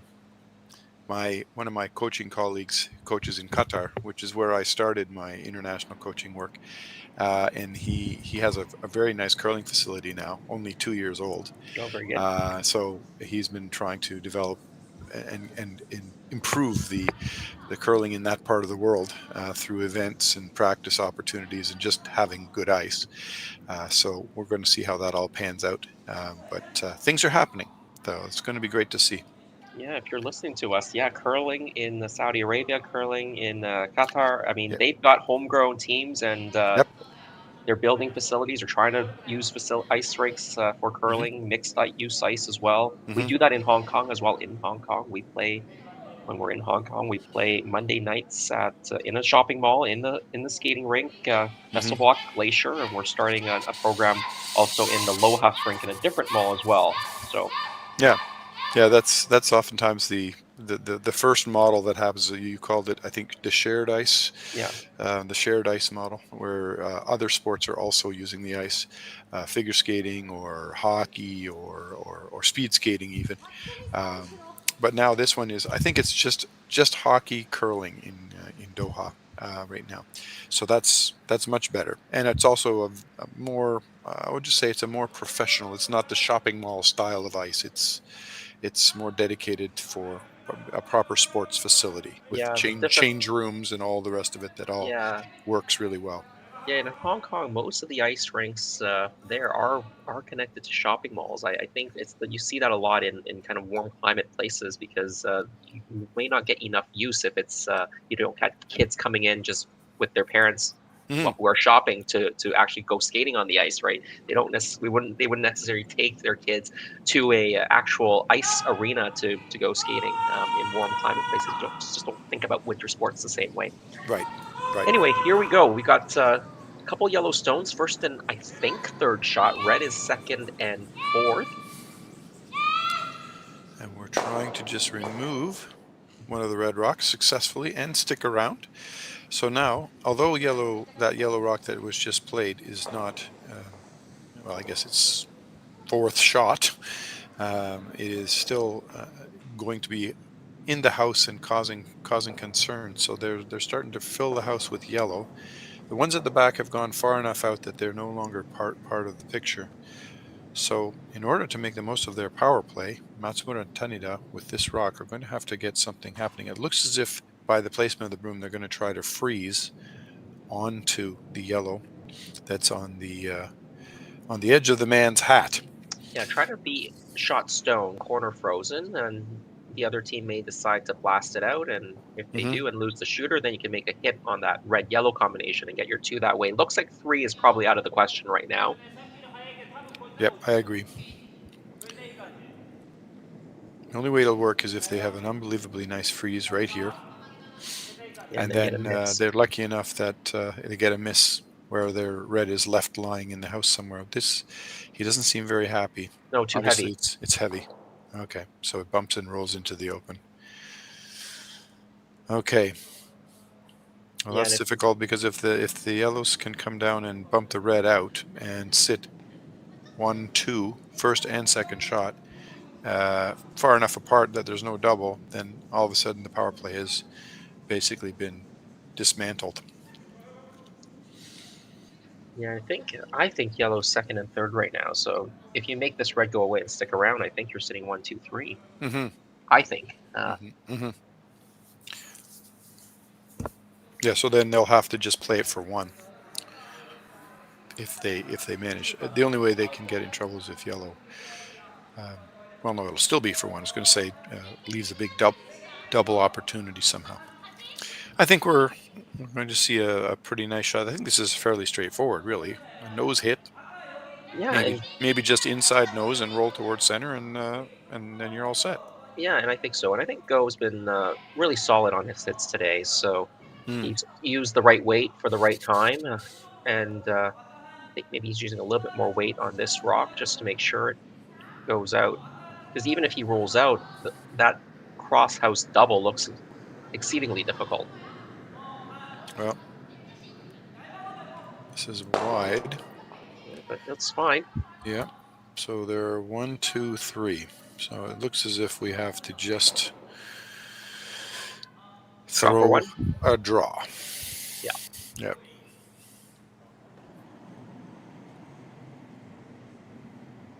But then we just saw the same concept of bumping and rolling, moving the rock off of the center so that they're trying to keep the center open. Very strategic. Yeah, very good play. And in mixed doubles, there is no tick rule when a rock is on the center. So that's why they're allowed to do that. Mm-hmm. Of course, we've gone to the no tick rule in the 4-person game for men's and women's at the competitive level. So now the center is open. That makes it much easier for Koana and Aoki to keep things open and put up a point or 2 in the board. They just want to have a simple end here with a 2-point lead. Nothing fancy. That's right. As you say, we want to keep control and keep the pressure on your opponent, make them do the work. And Matsumura and Tanida are going to try and fill the house, basically, with as many rocks that they can use as opportunities to score points. This rock could have been a little deeper. It's not a disaster, but they do have to try to find a way to get to get as many rocks in counting position as they can. Yeah, we do talk about mixed doubles. You can score a bunch of points, fairly easy, especially when you have hammers. So I think, a force, and they still maybe have a chance to get 3 coming home and send it to extras. Hmm. If you're lucky, you might get 4. That's a tough ask based on the way Koana and Aoki are playing right now. Hmm. But you can't give up more than 1 here, I don't think. No, I think you're right. I think it's even if you, I mean, a 3-point lead or a 4-point lead going into the final end is hard to overcome. It can be done, but it's hard to overcome. So the goal here will be to keep the pressure on and come out with 1 or 2. That will make things very, very comfortable.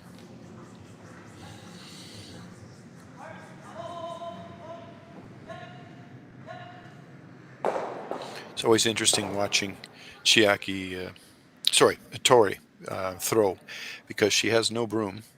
Like there's nothing at the other end for her to throw at. But she if you watch her coming down the ice, she looks like she's got a very firm target. Like she's got to focus on something. So it'd be fun if you could ever speak to her and say, okay, what are you doing? What do you look at when you don't have a broom?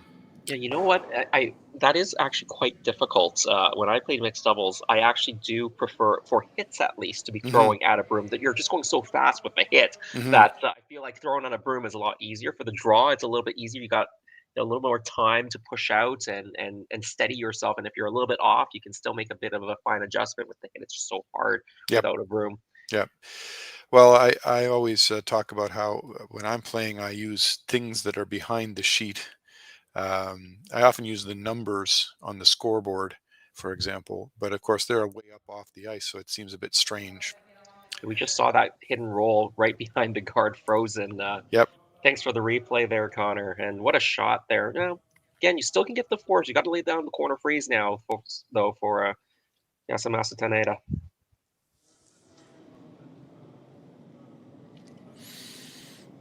And again, without a center guard, no real good chance for a steal. So you're trying to force. The only way you're stealing is if you're getting a final stone miss. Yep. So the goal here is to come around, or sort of come partway around the existing guards, and to sit shot. The line looks really good, but I'm not sure this is going to go far enough. Am I Just speaking too will get soon? there. I think Yes. so. Okay. Not Great a bad sweep. shot at all. Yep, because the inside is exposed, and if they hit it, I don't know if they can remove the red. Very, very nice shot.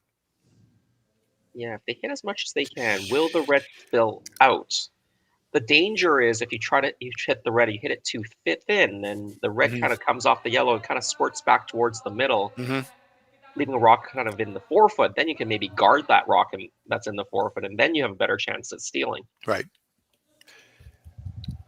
Well, there's a little debate. Yep, and Tori's talking about running back the guard now onto red onto red onto red.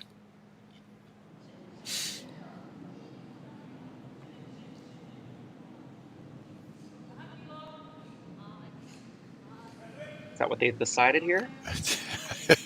I think so. I'm not sure Go is convinced. I think that's what Tori's decided, and she's gone down. Neither one of them popped a broom down on the ice to say what the line was. So, all right.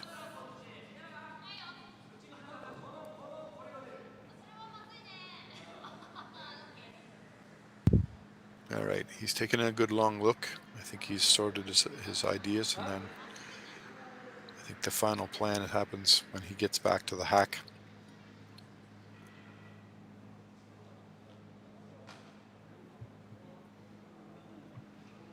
There we go. Throwing the out turn. Yeah, she holds the rock in a funny way there for that out turn.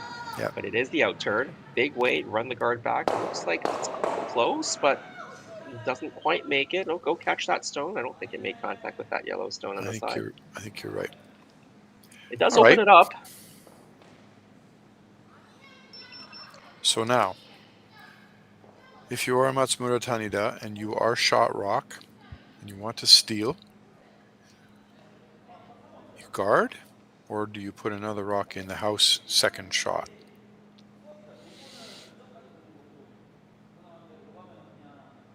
Yeah, Looks if you like they're guard, talking about guarding. yeah, I mean both are okay calls. As Still long two as the rocks guard left. is, as long as the guard is well placed. That's correct. The benefit of going in again is if you can go in and not leave a double, you've also got the force in play. Right. If you play the guard and you leave it partially open, and the other team can chase it. Now you're playing against a loss probably here, right? Because then 2 or 3 points for the opponent is well in play.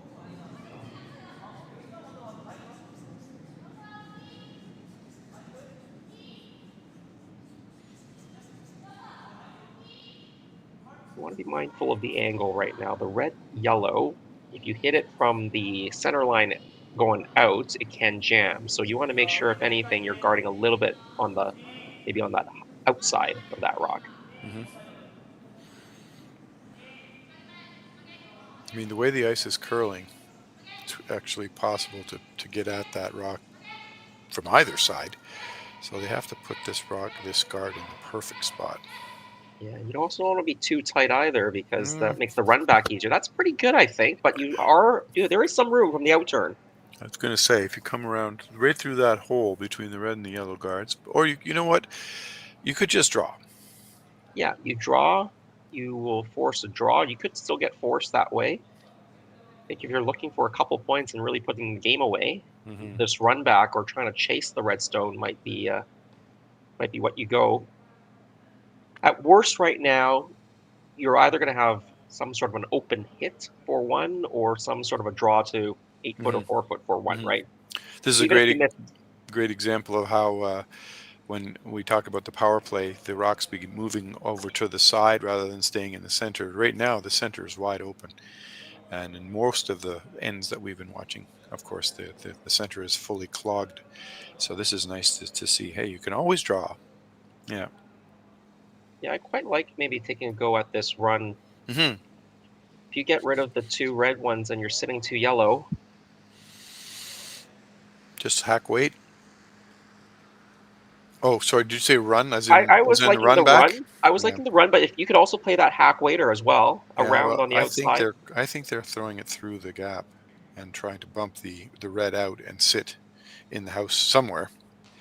Yeah, you just have to be careful not to maybe hit it a little too thin. Just pushing that redstone further into the 4 foot, and then they can guard again, and then that's where, as we were saying before, then the steal becomes a little bit more possible. Having another good look at this. No time clocks in effect, so you can look as long as you want. Game's not going well for you. You can wait till the opponents fall asleep before you decide to throw. Yep.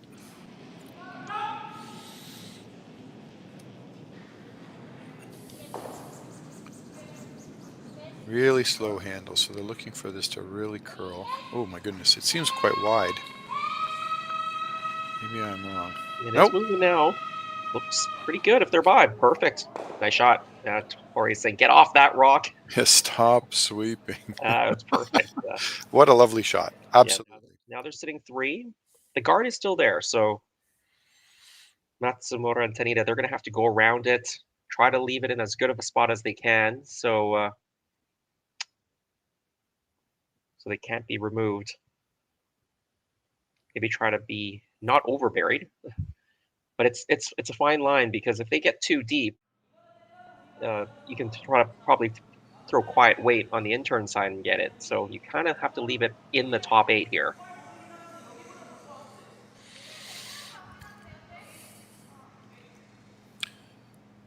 Yasumasa, if you just look at him standing in the house, he almost looks like he's exhausted. He's lost focus. He just seems to be. I don't see that nice tunnel vision he normally has, where he's focused. He just seems to be sort of staring off into the distance. Yeah, maybe a little bit. I don't know. Yeah, you're right. I agree with you for sure. Whether it's a little bit of tiredness, or maybe he's just not feeling like they can pull this game out. Yeah, it's a long day, and it's getting late. This is a draw. Yeah, it needs to be shot stone. Some kind of cover, or by the guard easily.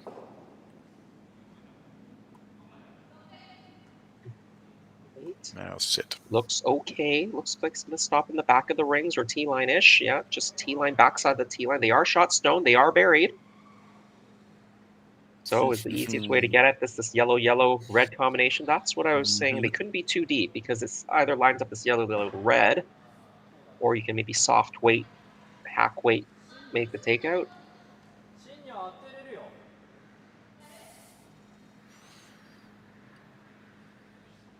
Would you ever draw for one and just take a 3-point lead, or do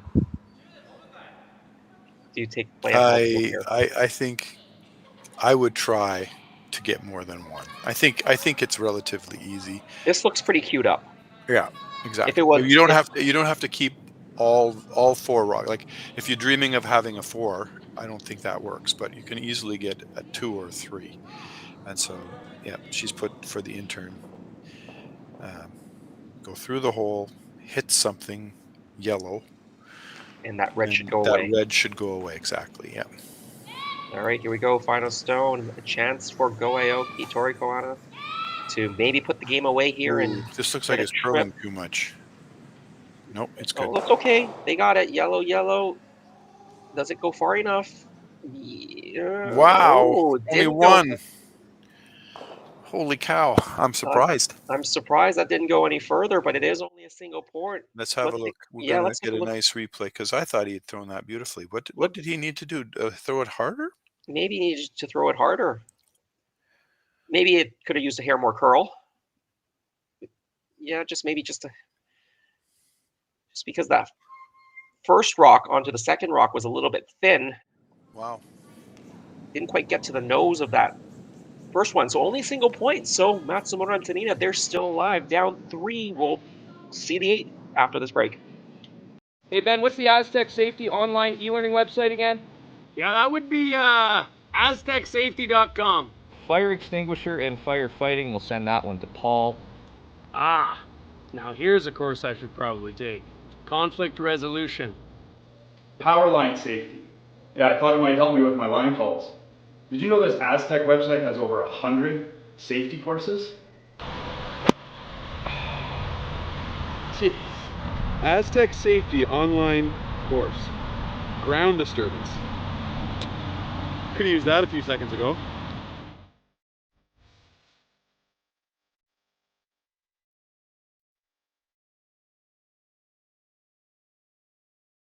Developed over a decade in collaboration with the finest ice makers this side of the Atlantic, the Pebblehead PB5 is nothing short of a triumph of sophistication and craftsmanship.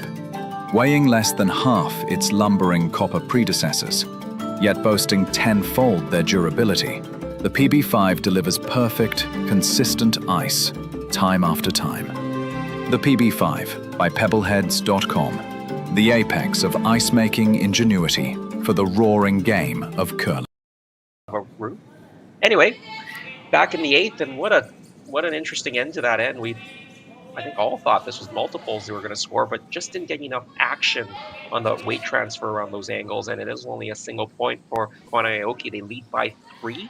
Matsumura and Tanida, they're going to have to find a way to score at least 3 to keep this game going. Yeah, both teams have used up their power plays now. So we're back to the traditional rock placement, and we're going down the center. 2 very, very good shots to start off, and Red, just having come down here, has loosened up the back rock so that it's no longer really getting in the way. So we were already off to a good start. We're gonna watch them obviously fill up the 4-foot, and then we'll just see how things play out. 3 is a big ask.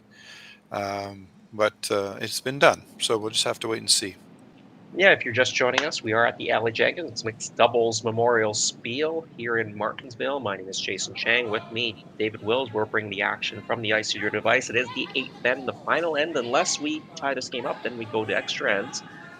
And just a quick update, Kim and Jung of Korea, they're leading 5-3 over Immonen and Sipila of Finland after 6 ends.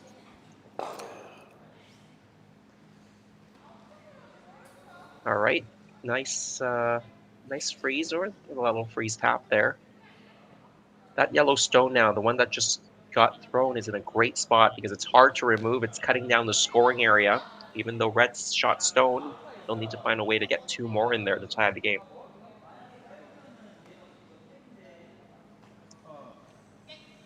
David, they're talking about unlocking this. I think that's something that they have to do here. Yeah. That Yellowstone has to get out of there at some point, or else they're never going to score 3. That's right. The key is to, if you ultimately get them jiggled around so that there's space in between them, you can start playing with the angles a little bit. The only other option is to get rid of the center line guard, but if you're trying to hide so you can score more points, that center line guard is key. So they have to get these rocks jiggled around a little bit. The other option could be to come around with the outturn and just sit right on the button. But I don't know whether that's really a viable option for them right now. They seem to be just both teams just seem to be tired and just barely hanging on. It's funny when I'm watching them go, oh yeah, put the broom down, let's go. Yeah, maybe Go just need a little bit of extra weight, and that didn't quite get the leg drive he needed to make that shot. Anyway, Yep. I think they've decided to try to tap the yellow-red, try to unlock it a little bit. Yasumasa Tanida trying to curl this rock over a little bit. I think he's got it a little bit too much on the high side. Yes, indeed, it chips it and it rolls out, which is not good. They needed that rock to hang around the rings, at least to create something that the other team would have had to think about, even if it weren't shot stone. Yeah, if they have it, or they give themselves angle rocks that they can use depending on what they need at the end. That's unfortunate, but it just got out a little bit, and he couldn't get it. Couldn't convince it to curl enough to get where it needed to be. Now this is a big opportunity for Koana Aoki, so they need to make the most of this shot. This is kind of key. What happens right after your opponent misses is a big factor in terms of the rhythm of the end. Well, it is tiebreaker Saturday night in Martensville, and I'm looking at the scores just a couple sheets over, and Kim and Jeong of Korea, they're also up 6-3, same score line against Imminent Sipala, and Imminent Sipala have hammer. They're looking for 3 points to extend their game and try to get a spot into that quarterfinals. Quarterfinals tomorrow morning, 9 a.m. Central Time. That's 10 a.m. Eastern. Noon for those semifinals, and the finals at 3 Central. Add 1 hour if you're in Eastern Time, or add a few more. Add 12, I think, if you're over in Japan. It's you have to do a lot of math if you watch curling from various parts of the country. Absolutely. Saskatchewan, then we have something going on in Halifax, and then we have things going on in Europe, and then we have things in Japan, and holy cow, you have to be good at your geography. Absolutely, but if you're on Curling Zone, you can find all the streams, you can find all the game times, and I think you can even set your time zone settings on Curling Zone. I don't remember if I'm correct there, Jerry. You're gonna have to let me know. Can you set your time zone setting in Curling Zone so that it always comes up at your local time? Yeah, that's a good question. I just look at the schedule as it's set for the event, and I think that's in the time, the local time of whatever the event is, and then I just do the math. So as required. Yeah. Well, there's a conversation going on here. Yeah, because it's not a great spot for Red right now. Yeah, they're shot at least. They need another one counting. I almost think because that last rock just didn't even stay in the house, you're almost forced to just go into the back of the button here. And if they don't, I mean, they have to count 3. So this really needs to come down and sit shot or second shot. In other words, a counter that hopefully has got some kind of protection.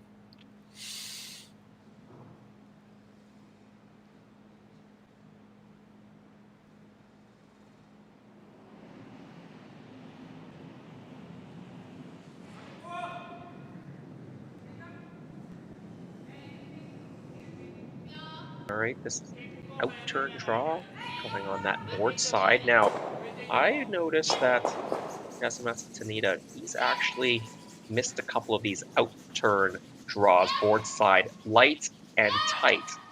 Let's see if he can make this one. Looks like it's light as well. Yeah. The ice also, I'm not sure, but at this point in the day and after this many games, and this many ends, I wonder about whether the ice is holding up, and sometimes all these rocks going down the same path can ultimately start to slow down a little bit. You have to give just that little bit of extra to get them to go where you want. What to do now? Sadly, that red that we just threw is acting almost more like a guard and a hindrance than it is a helper. Yeah, you can't really promote it in to do anything good. No. I think this Koana and Aoki team, they're wondering whether they just hit the red, get rid of shot stone, and sit 3. But I don't think you even need to do that. No. You could just guard. You could put a guard somewhere. Yeah. And then say, okay, what? Because if they need Matsumura Tanida need to get 3 points, they only have 2 more rocks. Almost You could just say, hey, throw the rock away and then see what see what they do. My goodness. They're looking at picking the shot stone now. Mm-hmm. Well, there's not a lot of harm in trying. I guess maybe the only danger is if you pick your own yellow out and without moving that red stone out at all, then there's actually more space to get 2 more rocks in. Right now, there's so little space. Like you said, Dave, if you just throw a guard on maybe that outturned side and block off that draw to the button, it's very difficult to get any more red stones in there. Yeah. Well, I can see them. I couldn't tell you looking at them what they finally decided, but I can see them trying to pick. And if it doesn't work because you miss wide and you just go flying through the house, not a lot of harm done. You just have to make sure, as you said, it doesn't over curl and catch their own yellow. But this is not narrow. Yeah, they missed it the way you suggested, which is wide, and no harm, no foul, really. I think. Yep. You have to go in again, the same shot, really. I don't see anything else. Yep. And you have to get to the back of the button, because if you're in the top of the button, you won't have room to get the third one in. So That's you have right. to be the back of the button. You have to place it where it counts, and there's room for 1 more. Yeah, then I would imagine maybe Koana and Aoki play a guard, and then if they make a good guard, you might have to throw that spinner, that nicotine spinner, to get it into the button. So we'll see. That'd be fun to watch if it happens. Well, worth staying up for. We've made it this far and this late, and now we can enjoy some very interesting shots. Well, that's the job of the commentators, to make sure the viewers stay with us till the very end. That's right. Yeah, we didn't say anything like stay tuned because we're going to tell a really good joke at the end or something. And it's been such a riveting match, so we're good. We don't have to worry. Yeah, if that happens, the sponsors get one more reel of commercials as we go to the extra. So it's not a bad thing all around. All right, Tanida, you got to get this. Oh, they're going for the spinner now. He's trying the spinner already. I worry that he hasn't thrown it hard enough. But the thing is, these spinners, deceptive. Yeah, they can go a lot farther than you think. But it looks like it's well short. Wow, is it ever spinning? I guess he was didn't think he could get enough curl without spinning it. Now, are they going to shake hands? Yeah, he's so. kicking the rocks. Yeah. Yeah, they've run themselves out of stones, and it is a victory for Tori Koana. Go Aoki in this tiebreaker Saturday night, Aly Jenkins Memorial Bondspeed. So they're going to book their spot in that quarterfinal, as we said, David. That's 9 o'clock Central Time tomorrow, 10 Eastern. What do you think about this game? Matsumura and Tanida, they opened with a point and then a steal to go up 2-0, but then couldn't really generate any offense after that. I'm going to generalize and say that I think fatigue played a big part in this. And I actually just, watching the teams, particularly in the last half of the game, they just seemed to drift a little bit in terms of their concentration. And I just feel as if they just may have run out of gas. But 2 very good teams, pleasure to watch and to see the different variable shots they were trying. But it just seemed to me that the concentration and the fatigue played a big role. Yeah, and I think both teams looked a little bit tired, but I think Koana and Aoki, they held it together a little bit better Yeah. Well, they had some higher pace shots, which meant that their touch didn't have to be perfect, and I think that may have made a little bit of a difference. But anyway, we'll see these guys again tomorrow. Well, we'll see two of these again tomorrow morning, and they get a chance to get some rest now and then be ready for the next big game. Well, thanks very much, David, for joining us on behalf of Curling Stadium. Connor Sips in the production booth. My name is Jason Chang. Join us tomorrow for playoff action starting at 9 Central Time here in Martensville. Thanks, Jason. Good night, everybody.